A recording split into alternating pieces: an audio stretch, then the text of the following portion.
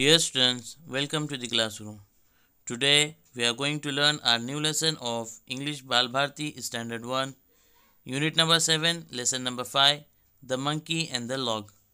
So listen, read and enact. Once upon a time, certain workmen were busy building a temple. When it was noon, Ramrao, let's go to the town for lunch. Okay, Shamrao, I'll just put a wedge here and come. Let's hope no one touches that wedge while we are away. suddenly a monkey arrived. What is this piece of wood doing here? I wonder what will happen if I pull it out. Oh, it's tough. Out it came. Help! Help! The gap closed entrapping the monkey's tail. The poor monkey cried in pain. So, dear students, we should not meddle with things that are not concerned to us.